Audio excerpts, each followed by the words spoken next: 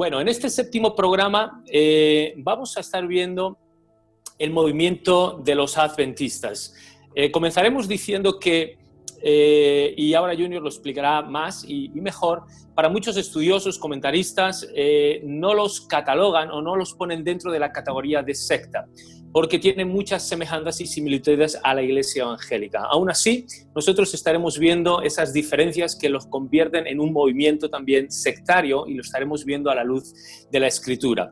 Así que, Junior, la primera pregunta que yo creo que todos nos hacemos y que queremos que nos expliques es ¿por qué se llama este movimiento el movimiento adventista o la Iglesia adventista? ¿De dónde surge? ¿En qué época? Un poco los fundadores, y vamos a ir viendo para que todos tengamos un contexto histórico y también teológico, biográfico incluso, de este movimiento. Así que, Junior, esta sería la primera pregunta que hoy nos hacemos y que te lanzamos, ¿vale? Ok. Bueno, primeramente, buenas noches a todos. Bueno, respondiendo a tu pregunta, la palabra adventistas proviene de la palabra advenimiento. Es una palabra un poco en desuso, pero que la tenemos en castellano. Esta palabra proviene del latín, que es adventus, que significa llegada o venida. Okay. En los textos del Nuevo Testamento, que están escritos en griego, la palabra equivalente sería parusía. Okay. Yo creo que la hemos oído anteriormente, se presenta la parusía, la venida, y significa eso, venida o presencia. Esto es un aspecto clave dentro del adventismo, la segunda venida, ya que ellos hacen un énfasis un poco extremo de la segunda venida. Todos, obviamente, esperamos la segunda venida, que Cristo venga, y ellos, pues sí, de igual manera, pues están esperando la venida de Cristo para instaurar una nueva era, una era en la que los impíos serán vencidos y que los santos estarán en este nuevo reino por 1000 años. ¿Vale? Okay. Por aquí no hay nada extraño, ¿no? Los fundadores por ahora suena dentro de lo que cabe, suena sí, correcto, ¿no? No estamos diciendo nada raro, ¿no? Nada que no sepamos. Bueno, los fundadores, los principales son William Miller es el principal.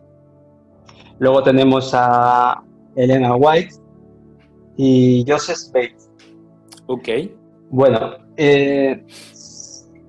se creó oficialmente en 1863. Okay. Pero como iremos viendo... Muy reciente. Sí, 100 y pico. Y vemos que desde antes ya se había creado este movimiento, pero de manera oficial, como adventistas, se creó en 1863. Tiene una membresía alrededor de unos 500 millones. Perdón, 15 millones. Okay. Me he ido. Lo he exagerado un poco. 15 millones. Okay. 15 millones. Tiene pues más de 120.000 iglesias, compañías y demás. Están casi más de 200 países. Tienen 700 escuelas, universidades, pues imagínate, con profesores y estudiantes. Eso asciende casi al 1.200.000 estudiantes. Wow. ¿Por qué damos estos datos? Para decir que no es un movimiento minoritario. Claro. ¿No? Como hablamos en su momento, a veces a las sectas se les denominaba un movimiento minoritario y demás. Este especialmente no es minoritario. Claro. El principal es el adventista, el que fue creado por William Miller, que también se puede haber llamado millerista, como hemos visto en otras sectas de herejías que toman el nombre del fundador. Pero bueno, en este caso sería adventista. Hemos dicho otra vez, énfasis en la segunda venida de Cristo. Y esta se caracteriza porque Miller dio una profecía. Dijo que en 1843 venía Cristo. Ok. No se cumplió, Claro, no. rectificó, dijo, no es este año, es el año que viene. Como José Mota, ¿no? No mañana, o sea, el año que viene. Entonces dijo, no, finales en 1844, que luego veremos y explicaremos todo esto más tranquilamente más adelante. Ok. Pero, y ya de aquí derivan la iglesia cristiana adventista Sí. y la iglesia adventista del séptimo día. Ok, entonces digamos ¿Vale? que hay dos grandes facciones, ¿verdad? O Sí, grupos. digamos que está esta principal, que es como Sí. la fundadora de esa La época y demás. matriz. Y de aquí pues han derivado estas dos. La segunda que más importancia tiene es la Iglesia Cristiana Adventista, que se fundó en 1860. En general son muy parecidos a nosotros los evangélicos. Comparten las mismas tradiciones evangélicas, pero ellos le añaden la inconsciencia de los muertos hasta la resurrección. Obviamente el fuerte énfasis en el regreso de Cristo. Y su sede está en California, en Carolina del Norte. Ok. Y ya entramos a los adventistas del séptimo día, Ok. que hace una énfasis obsesiva en la segunda venida. Ok, Parece que no estamos sigue. repitiendo, pero es que esto es lo que se ve. Lo mismo, se basó un poco en las profecías de Miller, que venían del 43, que luego se pasó al 44. Y bueno, al final esta denominación se fundó en el 63, ya de manera oficial, y es la que quizás hoy en día más conocemos, ¿no? Eso es, sí. Y el nombre, o esta coletilla que vemos del séptimo día, Ajá. se debe porque ellos guardan el séptimo día de la semana, el Sí. sábado, y esto lo tomaron también como los bautistas del séptimo día, que era una denominación que tomaba muy en serio el guardar el día de reposo, Claro. y como otras muchas, Claro. y ellos también adoptaron, y digamos que de ahí surge su nombre. Claro. Pues, a ver, ya Junior nos estás lanzando muchas cositas que luego vamos a tener que ir viendo de manera pormenorizada y con detalle. Pero antes de entrar en lo que es el contenido doctrinal, vamos a seguir un poquito más en este aspecto histórico. Ya lo hemos situado en Estados Unidos, siglo XIX, hemos situado Miller como fundador, las dos facciones, pero también hay otros o fundadores o cofundadores o personas muy importantes que es necesario que las conozcamos ahora porque luego van a tener su importancia para poderlas catalogar o que entren en esta categoría de un movimiento también sectario. Así que, ¿qué otros fundadores o personajes importantes dentro del movimiento de los adventistas hay o existen o están, ¿no? Sí, los hemos mencionado antes. Tenemos por una parte a William Miller, a Joseph Bates y a Lena White. Esta última, sí, ella es la que yo creo que más nos suena, sí, o nos más sonará nos suena porque tiene libros escritos y demás.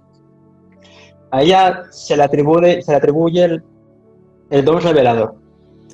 Ok. Es decir, ella tenía unas profecías, unas visiones que pues eran únicas, y digamos que se le ha dado esa importancia y relevancia dentro de este grupo. Ella tiene varias obras como El Camino del Cristo, El Deseado de todas las gentes y otros.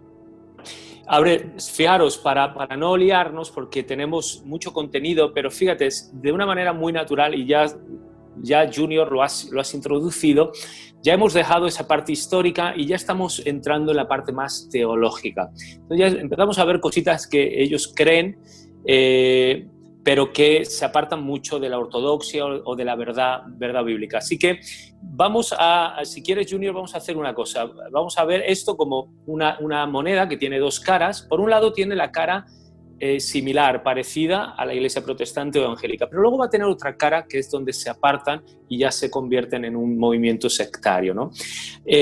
Ahora, dinos, en esta primera pregunta, dinos qué partes son aquellas que son similares o iguales a nosotros, que ahí es donde se puede crear mucha confusión, donde muchos hermanos con buena fe, buena intención pueden llegar a pensar, bueno, pues esto es igual, es lo mismo.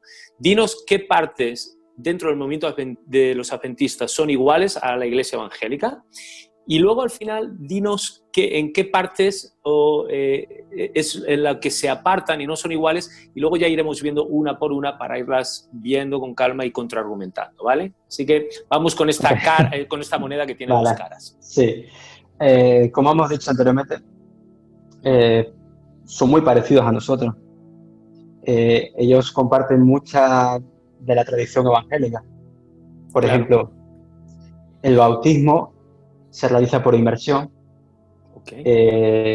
Aquel que recibe bautismo y que tiene una edad suficiente, ser consciente de lo que está haciendo, llevan un estilo de vida conservador.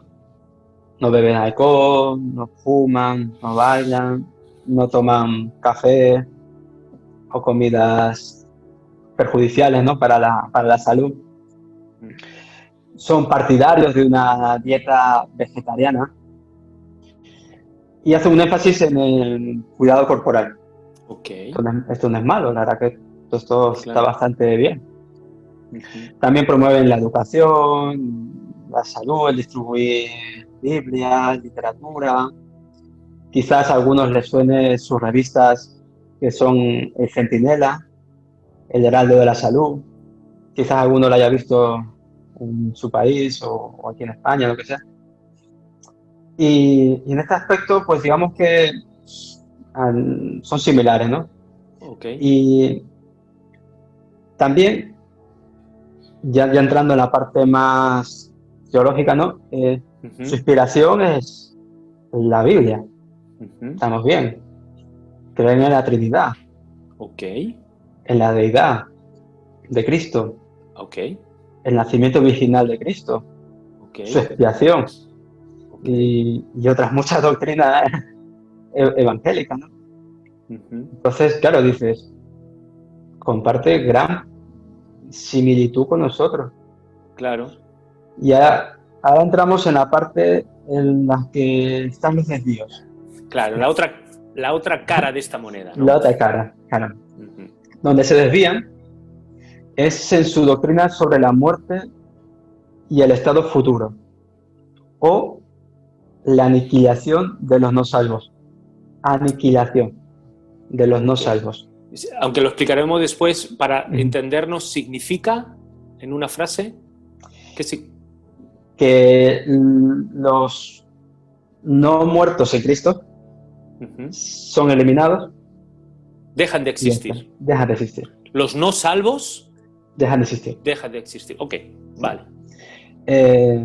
Toman con demasiada exigencia guardar el día de reposo. Tienen la teología del rescate, que eso es verdad que no todos comparten esto, pero está presente en este movimiento, que esta teología del rescate afecta a la expiación de Cristo y el juicio investigador. Y las profecías del Ellen White se toman como inspiradas y se la utiliza como base para interpretar la Biblia. Wow. Así que fijaros, a todos los que nos estáis siguiendo por las redes sociales, dejar vuestros comentarios, dejar vuestras preguntas, pero tenemos mucho que aclarar, mucho que exponer y mucho que contraargumentar. Y quiero hacer un pequeño paréntesis, Junior, ¿vale? Permíteme. Antes de ir una por una, refutando, contraargumentando a la luz de la Escritura estas posiciones en las que se apartan de la verdad bíblica, tú nos decías antes que dices, bueno, donde nos saltaban las alarmas. La gracia comienza a partir de 1844. Sí. Claro, es una barbaridad. Entonces, ¿qué es lo que ha pasado, ¿no? con todos los que han creído y han muerto anteriormente? Y tú nos decías, bueno, todo esto tiene una explicación. Entonces, claro, ¿cuál es? ¿En qué se basan ellos? Porque obviamente es un error, ¿no? Doctrinal y teológicamente hablando, pues es un disparate, ¿no? Una barbaridad. Pero ¿en qué se basan? Porque podemos aprender algo de cuál fue su metodología a la hora de estudiar la Biblia que luego les llevó a este error. Entonces, explícanos, porque a veces aprendemos también de los errores de otros para no cometerlos, claro. Ok. La fecha que él da, sí, no la da así porque dijo, me apetece decir 1843 o 44. Él hizo un estudio. Perdón, estoy hablando de William Miller. William Miller, recordemos que fue el que dio la profecía que en 1843 venía Cristo. No se cumplió. Entonces, ¿cómo él sacó esta fecha? Él estaba estudiando el libro de Daniel. Ok. En Daniel 8 vemos que aparece en el capítulo 14 que dice hasta 2300 tardes y mañanas. Sí. Entonces será purificado el santuario. Ok. Él interpretaba estos 2300 días como en años. Claro, okay. Y esto no es descabellado porque entendemos que en la cultura hebrea el hablar de años muchas veces se decía también en días. Sí, de semanas, podían ser semanas de días, semanas de años. Claro, sí. Que no es tan literal como a veces, como decimos periodos nosotros. De tiempo. No decimos, en 7 días nos vemos, tal. A ver, ellos usaban esa manera para referirse en años. Entonces, pues él tomó de esto de esta misma manera. Dice, bueno, estos 2300 días son 2300 años. Okay. Y eso lo relacionó con las 70 semanas de Daniel. Okay. Que sale en Daniel 9. Sí. Daniel 9, 24. Y su conclusión, que uniendo estos dos periodos, daban la fecha 457 antes de Cristo. Dice, vale, aquí vamos a hacer un poco de ecuación, de matemática, claro. Porque es lo que él casi utilizó 457 antes de Cristo, que es cuando sale la orden, ¿no? Para la restauración del templo en Jerusalén y todo claro, eso. Y lo va a juntar con los 2360 años, claro, o 2300 años. Claro, él dice, ¿cómo él tomó esta fecha, no? Claro, dice, bueno, tengo los 2300 días, ¿no? Las 70 semanas, como la semana tiene 7 días, 70 por 7, 490 años. Como he dicho, 490 días son años. Claro. Y a esto le restamos la edad de Jesucristo, en la que murió, 33. Entonces, si restamos eso, nos queda 457. Entonces, a esta fecha le sumo los 2300 años. Y si hacemos las matemáticas, nos da 1843. Claro. Entonces Carlos dijo, pues mira, pues ya está. Me han salido las cuentas. En 1843, claro, estamos dentro de su contexto, de su fecha, es como claro, va a ser lo mismo. Claro, claro. Entonces él dijo que la segunda venida vendría en 1843. ¿Qué pasó? Que esta fecha, la segunda venida no se cumplió. Claro. Él dijo, bueno, es que hice un fallo de cálculo, no tomé en cuenta no sé qué. Es en 1844. Bueno, 22 de octubre de 1844. O sea, el día exacto. Le faltó decir la hora. Imagino que lo pondrían en esas fechas de octubre, de otoño, por algo del día del Yom Kippur y el día de la santificación o purificación, me imagino. Tendría Sí. en cuenta muchas cosas y dijo, pues, esa fecha. Claro, no se cumplió.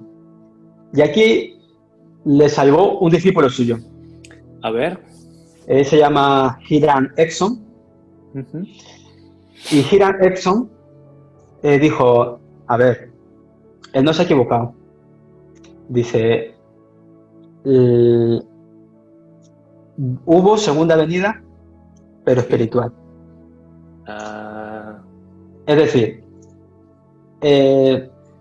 la revelación que tuvo este discípulo confirmaba la fecha que daba Miller.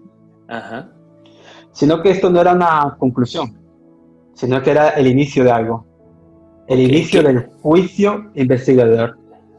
Ok, que ahora lo explicaremos. Entonces, el discípulo dijo, no, el maestro no se ha equivocado, Cristo sí ha venido, pero de manera invisible, espiritual, y nadie lo ha visto, y de esa manera salvaron el error para continuar, bueno, claro, esta doctrina. Dice, a ver, Miller hizo bien sus cálculos, pero no lo interpretó bien. Yo he tenido la revelación y se me ha revelado de que Cristo inició el juicio investigador, que es que en el santuario celestial... Sí, explícalo, porque yo creo que ahora, rápidamente. En 1844, Cristo viene de esta manera, pero empieza un juicio investigador, una purificación en el santuario. Entonces, ¿cómo ellos lo interpretan, cosas, lo que dicen? En el Antiguo Testamento hemos leído sobre el tabernáculo, su lugar santo, lugar santísimo. Pues entonces, en el cielo hay un tabernáculo igual, donde está Cristo oficiando diariamente y donde va a iniciar este juicio investigador, que consiste en determinar quiénes de los muertos son dignos de ser resucitados por él. Entonces, obviamente todo esto es respaldado por las visiones de Elena White también. Claro.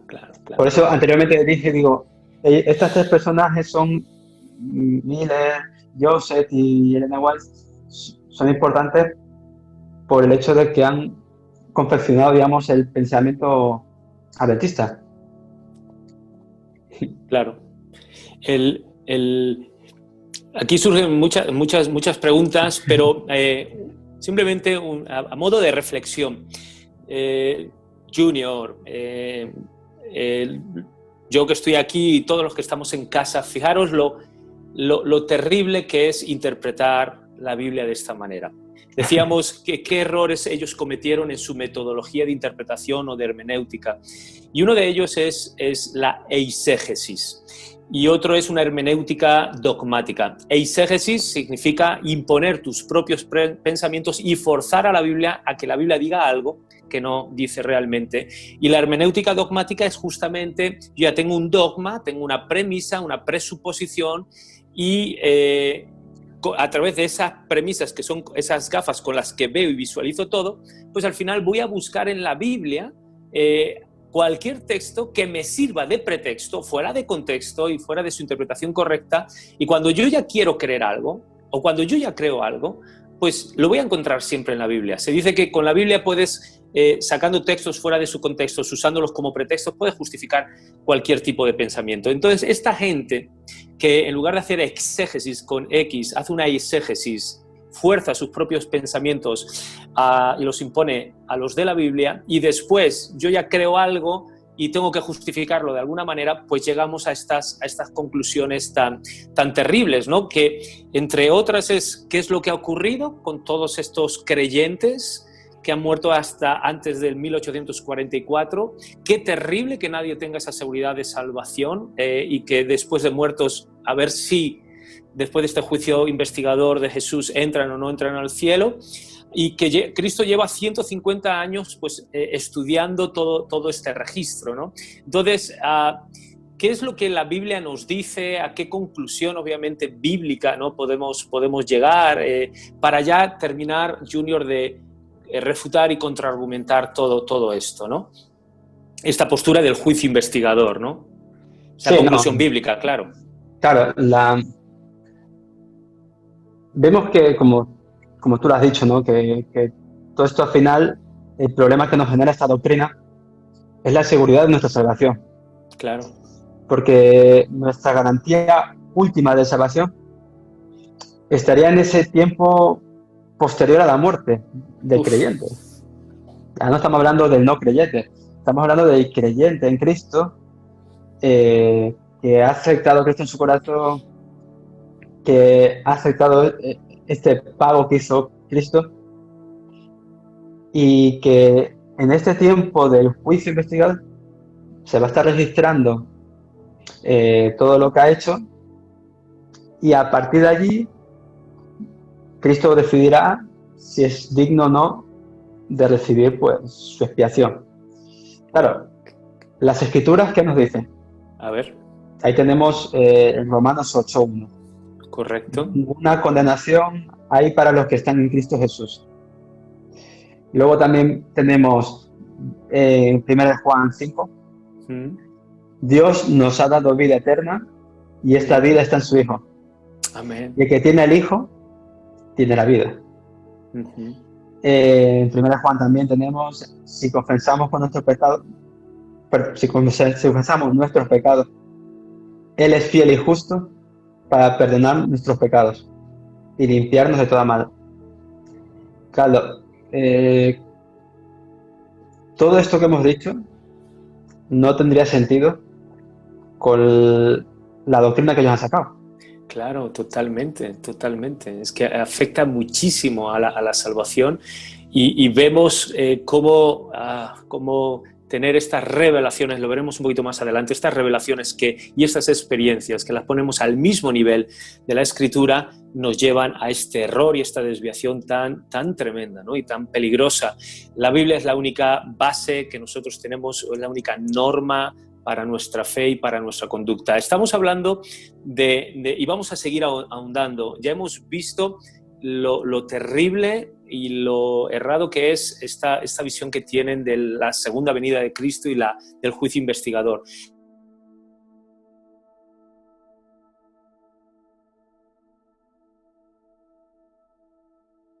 Esto de la teología del rescate y por qué nos afecta o nos afectaría a nuestra salvación, claro. Esta es otra doctrina problemática. Es verdad, como hemos dicho antes, que no todos están de acuerdo de ella, pero está presente, ¿no?, dentro de los adventistas. Y esta doctrina consiste en que Satanás fue el chivo expiatorio y el que cargó con los pecados del creyente. Claro, esto no lo decimos nosotros, aparece en una obra de ellos que se llama La Gran Controversia.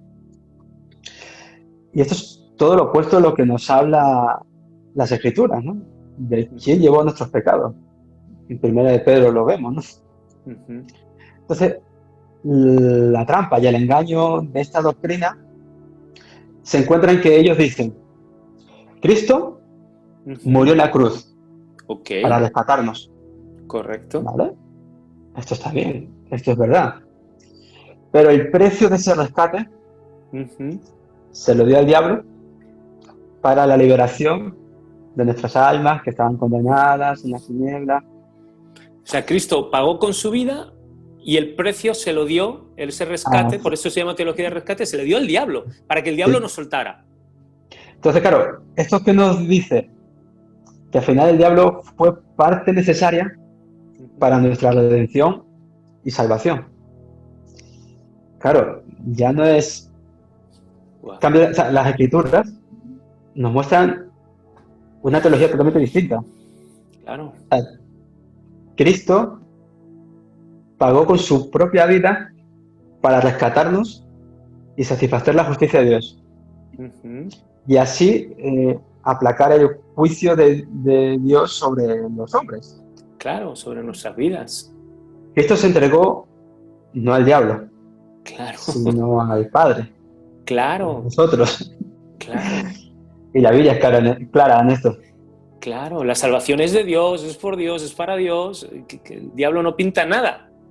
Es por Dios, para y en Dios, por Claro, medio de Cristo. claro, claro. Pues es buenísimo y lo mismo es... detrás de estas fachadas y apariencias, de acuerdo, evangélicas o cristianas, se van escondiendo muchas doctrinas que no tienen nada que ver con el cristianismo ni con la verdad bíblica. Ya hemos visto, corrígeme Junior si me equivoco, creo que ya hemos visto dos cosas de las que enumeraste al principio, el juicio investigador, hemos visto la teología del rescate, vamos a por la tercera, ¿vale? Que tiene que ver con la doctrina del sueño del alma. Entonces, suena muy misterioso, ¿no? Y así Sí, lo sí, decimos. ¿Qué suena es esta compleja. doctrina del sueño del alma? ¿Vale? ¿A qué se refieren y por qué no es bíblica? Vale. Su mayor exponente es Elena White. Ok. La doctrina de la inmortalidad natural, según como ella dice, fue tomada por la filosofía pagana en un principio y que se incorporó posteriormente a la fe cristiana en los tiempos de la gran apostasía. Y lo cual todo esto ha suplantado la verdad que enseñan que en las escrituras se nos dice los muertos nada saben. Ajá. Esto se basa en Salmo 146, versículo 4, donde se especifica que en el día de la muerte los pensamientos perecen, lo cual demostraría que el hombre no es consciente en la muerte. Toman, digamos, esa base. De igual manera también enseñan que en la aniquilación final de los impíos y de Satanás, al final de los tiempos, esto es lo que dicen ellos, ¿vale? Es ningún infierno que arda eternamente recordará a los redimidos las terribles consecuencias del pecado. Cabe recalcar que han llegado a la conclusión de que todos los seres humanos injustos serán total o completamente aniquilados al morir. Y que la inmortalidad será dada a Dios y Dios la va a dar a los justos en la segunda venida. Entonces, la inmortalidad es un premio, una recompensa para los justos. Y los injustos no van a tener inmortalidad. Aunque sea un castigo eterno, es una inmortalidad dentro de un castigo, ¿no? No, ellos no serán aniquilados, dejarán de existir. Claro. Y o sea, están negando la doctrina del juicio eterno y de la segunda muerte y del infierno, vamos, para que nos entendamos todos. Claro, todo esto porque entramos en que cuando el hombre muere, pues no es consciente de nada. Claro. Y cuando se ha resucitado para el juicio, o va solo con los Dios, justos y los salvos, según ellos, recobran con vida. Dios El resto siguen. Son aniquilados. Entonces, claro, si son aniquilados, dejan de existir, no hay ningún tipo de conciencia después de la muerte, de eso. Y claro, ellos toman otros pasajes como el de Eclesiastés 9:5, porque los que viven saben que han de morir, pero los muertos nada saben, ni tienen más paga, porque su memoria es puesta en el olvido. Claro, esto hay que entenderlo dentro de su contexto. Este pasaje no lo podemos tomar así a la ligera. Ahí viene bien lo que tú has dicho, ¿no? Es importante hacer una buena hermenéutica, una buena exégesis de los pasajes bíblicos para no decir lo que nos apetezca. Claro. Claro, aquí este contexto nos viene a resumir que sin Dios todo es vanidad. O sea, que no estaban tomando cosas de plan claro. de no, cuando tú mueres no vas a tener conciencia, ¿no? Y también toman como referencia que la palabra que se utiliza en el Nuevo Testamento para infierno es apolesai, significa destrucción. Y claro, pues dicen, pues bueno, pues ya todo esto, destrucción, entonces ya se elimina. Ujú, Pero claro, no debemos olvidar el sentido global de las escrituras, de la palabra ujú, y de lo que nos habla de términos de salvación. ujú. Porque si con la muerte se dejase de existir, entonces, ¿qué se perdería, no? Claro, Aquí ya es un tema complicado porque no va a ser fácil explicarlo, porque aquí muchos teólogos importantes apoyan ujú, esto, ¿no? O han estado debatiendo sobre ello, ¿no? Como Carvar, Kuhlman, Tillich, Stott, etcétera. Incluso denominaciones como la Iglesia, la Alianza Evangélica Inglesa lo defiende, ¿no? Que niegan que un castigo eterno por unas culpas temporales. Claro, si lo hacemos un poco desde nuestro razonamiento humano, ujú. decimos acciones temporales, castigo eterno. Claro, Ujú. entonces lo hacen de esa manera y al final es como no tiene sentido un castigo eterno. Claro. Pero fíjate, Junior, aquí volvemos a la misma, ¿de acuerdo? Antes de pasar al siguiente punto y hablar de Elena White y esta profeta, ¿no? Pero volvemos a lo mismo, es decir, imponer nuestro razonamiento, imponer nuestra lógica, imponer nuestro sentido común al pensamiento, a la lógica y a los razonamientos bíblicos. Y claro, y citas bien a todos estos autores, ¿no? Pero pertenecen a un corte liberal o incluso neoliberal o neortodoxo, ¿de acuerdo? Pero otro de los aspectos, ¿no?, vital, es decir, oye, no podemos sacar una doctrina solamente de uno o de dos versículos y sacar todo un cuerpo doctrinal de una enseñanza solamente de uno o de dos versículos, y menos del Antiguo Testamento. Hay otra máxima, es que toda doctrina tiene que estar avalada por las enseñanzas de los evangelios y del Nuevo Testamento. Y en la Escritura, pues se nos dice, ¿no? Si no, Dios nos estaría mintiendo o nos estaría amenazando con un infierno y con un castigo eterno, que luego, si no es real, pues deja a Dios como un mentiroso, deja a Dios como un manipulador, deja a Dios como un engañador, como los papás que muchas veces lo hacen mal de niño, pórtate bien que si no viene el coco.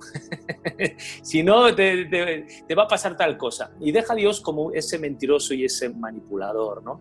Y no es una cuestión de acciones temporales versus eternidad, sino es una cuestión de atentamos y afrentamos a Dios, que es eterno, que es omnipotente. Por lo tanto, las repercusiones también son eternas, limitadas en cuanto a las consecuencias de nuestros castigos. No es lo mismo insultar en un partido de fútbol o agredir a un futbolista que agredir, por ejemplo, al árbitro.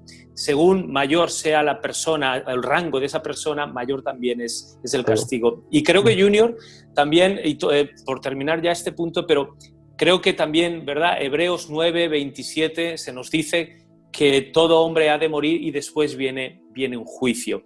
Y vemos que tanto en la parábola de Cristo, del rico y el Lázaro, o vemos en Apocalipsis también esa multitud que después de muerte están conscientes, están clamando, están orando delante del Señor. Así que hay muchísima evidencia bíblica, incluso me viene ahora a la mente, de ese hombre crucificado, ¿no?, juntamente con Cristo, que le dice, oye, pues acuérdate de mí cuando vengas en tu reino, y Jesús le dice, hoy, después de muerto, pero estarás conmigo, de manera consciente, estarás conmigo en el paraíso. Por lo tanto, la evidencia bíblica nos habla de esa consciencia después de la muerte y de ese juicio para bien o para mal.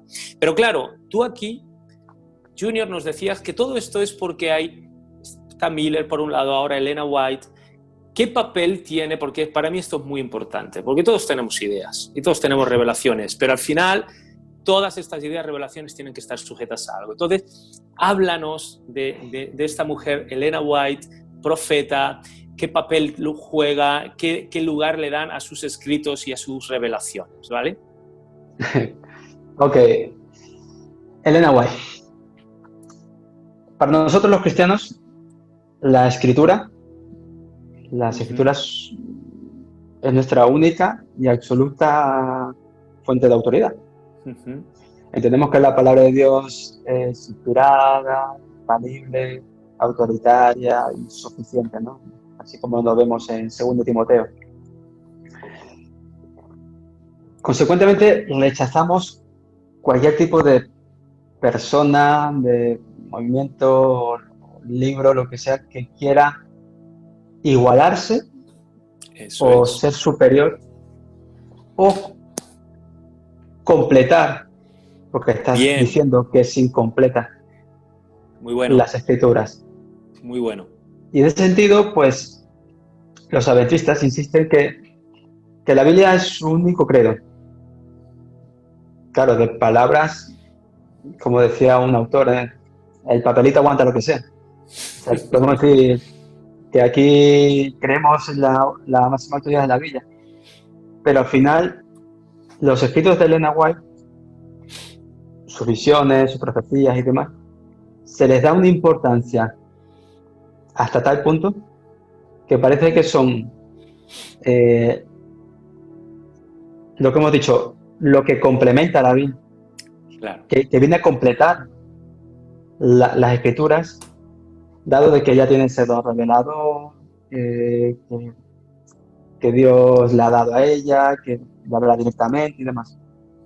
Y voy a leer un fragmento de un documento suyo que se llama Creencias de los Adventistas del Séptimo Día, que está en el capítulo 18 de ese libro, y dice: uno de los dones del Espíritu Santo es el de profecía. Este don es una señal identificadora de la iglesia remanente y se manifestó en el ministerio de Elena White.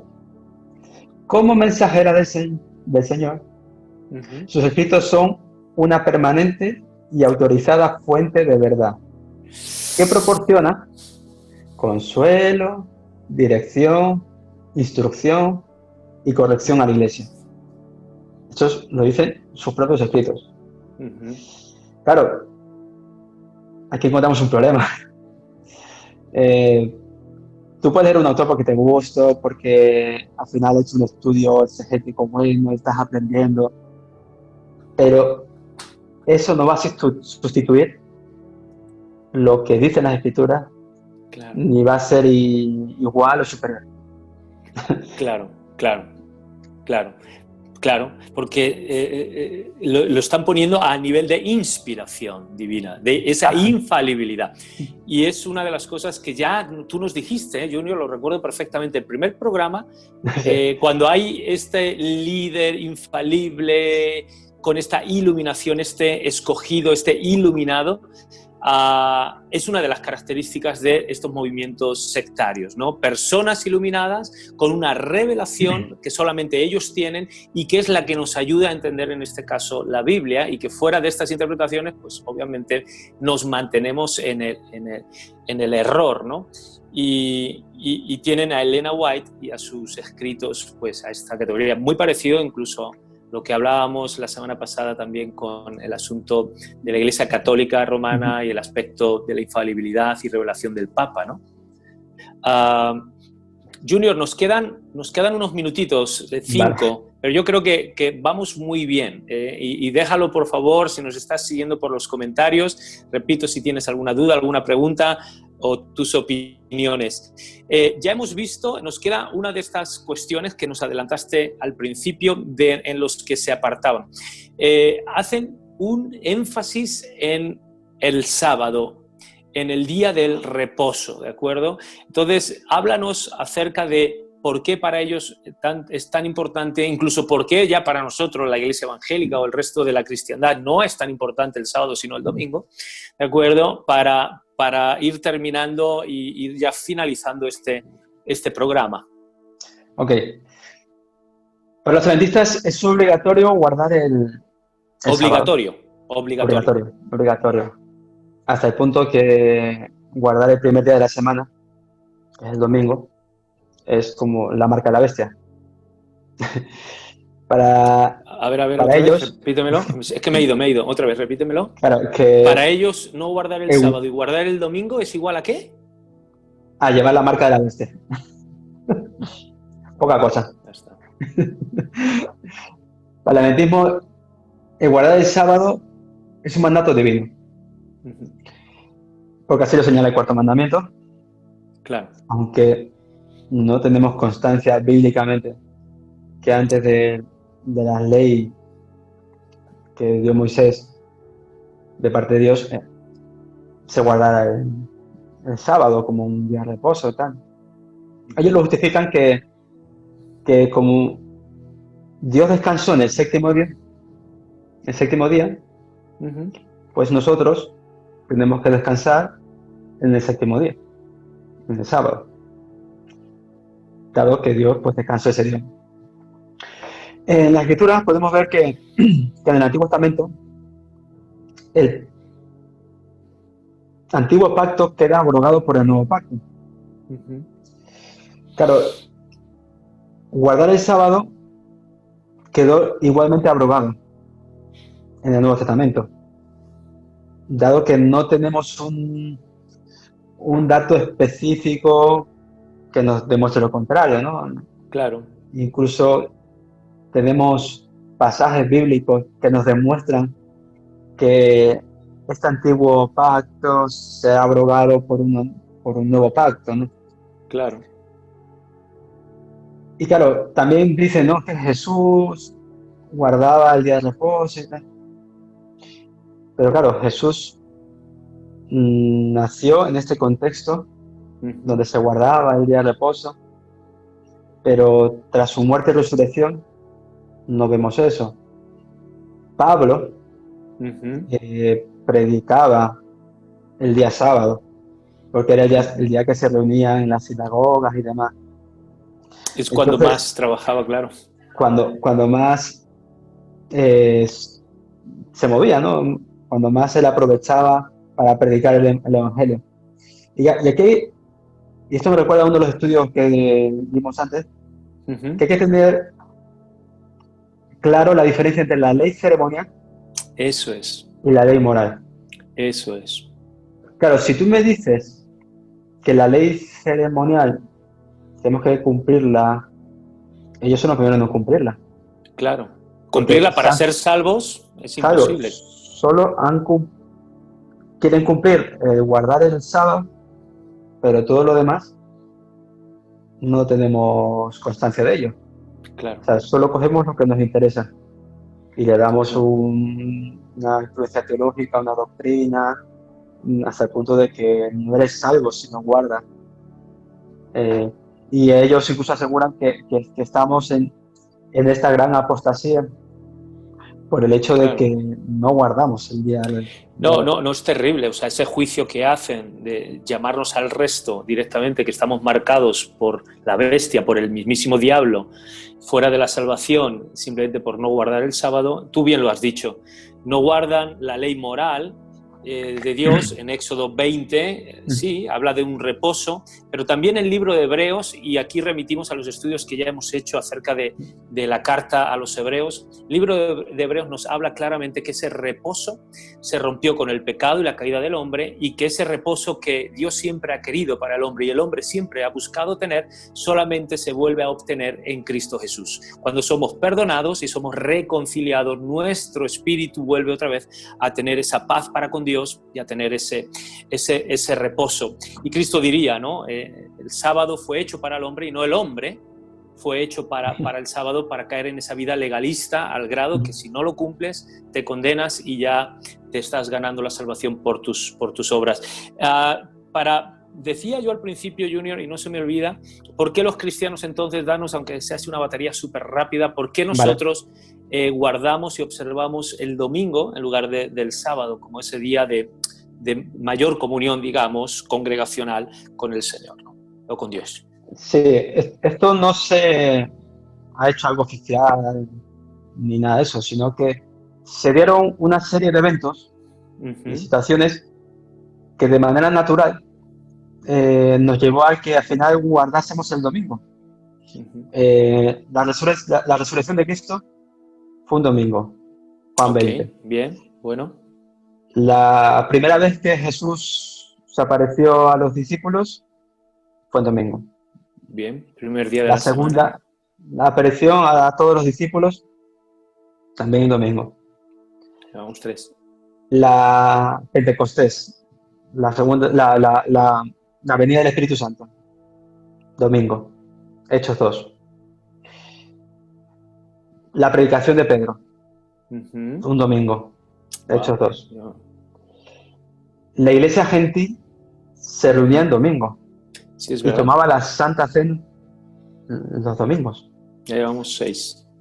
Y la iglesia hacía sus recolectas, sus ofrendas en domingo. También. Claro, Entonces, hay 7. todo esto, de manera natural, por ciertos eventos y tal, se tomó y se ha quedado así. No es algo que digamos que no, claro, que tiene que ser domingo sí o sí. Al ser la resurrección, ese domingo se celebró esa vida y esa victoria de Jesús en ese día, y se juntaba de una manera muy normal, muy lógica, pues el domingo, pues para celebrar y conmemorar ese día, ¿no? Y luego como el Señor también hizo que las demás cosas coincidieran también en ese domingo, primer día de la semana. Junior, quiero decirte que hemos llegado al final del programa. El reloj no perdona en este sentido. Nos ha pasado rápido. Y se ha pasado rapidísimo.